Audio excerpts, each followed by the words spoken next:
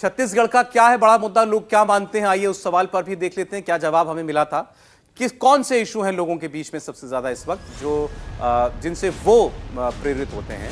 इसमें आप देखेंगे बेरोजगारी 20% लोग मानते हैं बड़ा मुद्दा, महंगाई 15%, भ्रष्टाचार करप्शन 16% लोग, हिंदुत्व एक फैक्टर है 14% लोगों के लिए, विकास 20% लोगों के लिए एक मुद्दा है, 4% लोग राष्ट्रवाद पर, 8% लोग जो हैं वो लॉ एंड ऑर्डर पर को ध्यान में रखते हुए वोट करते हैं। ये बड़े इश्यूज हैं। तो हिंदुत्व ऐसा नहीं है कि लोगों के लिए चर्चा में नहीं है, लेकिन आप देख सकते हैं उस मुद्दे में इतनी ताकत अगर होती तो शायद वो बीजेपी को आपको कुछ और नंबर जो है वो यहाँ पर बढ़ते हुए दिखाई देते। अभी जैसा हम लोग चर्चा कर रहे थे, जब गृहमंत्री गए तो एक कोशिश हुई है वहां पर हिंदुत्व के मुद्दे को रिवाइव करने की। क्या ये इन चंद हफ्तों में ऐसा हो पाएगा, ये हमें देखना पड़ेगा। आज की तस्वीर तो यही है हर्षवर्धन जी। नहीं, मुझे लगता है कि मोटा मोटा ये तस्वीर बहुत कोई जिसको कहें कि मेरे मुताबिक बहुत कोई इसमें उलटफेर हो ऐसा नहीं दिखता है। आप सहमत हैं? लगभग सहमत हूं, लेकिन ये बात सच है कि भारतीय जनता पार्टी ने जिसको कहते हैं ना कि जमीन पर लड़ना वो नहीं दिखा।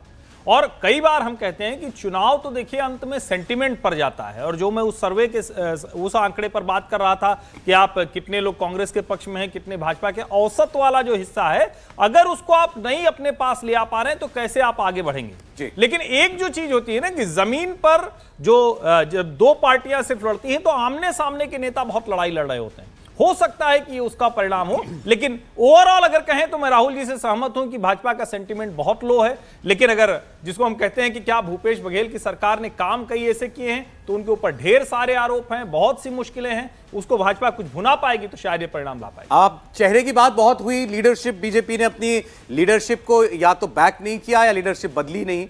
तो देखिए क्या रमन सिंह को लेकर के लोगों के बीच में क्या रिएक्शन था, भूपेश बघेल को लेकर के लोग क्या नजरिया रखते हैं। जब हम पर्सनालिटी की बात करते हैं कि ये नेता आपको कैसा लगता है या आपका मुख्यमंत्री कौन होना चाहिए, सीधा सवाल, तो 43% लोग कहते हैं भूपेश बघेल मुख्यमंत्री हमारा होना चाहिए।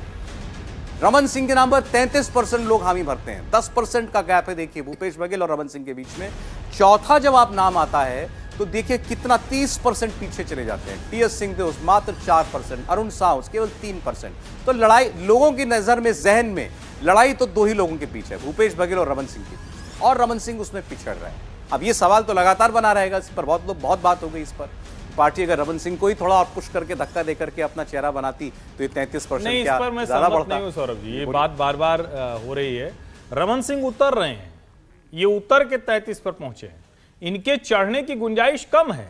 नया नेता भारतीय जनता पार्टी को खोजना चाहिए। 15 वर्ष अगर आप मुख्यमंत्री रहते हैं और उसके बाद बड़ा जीवट हो तो आप पलट कर आते हैं, बहुत जीवट चाहिए उसके लिए।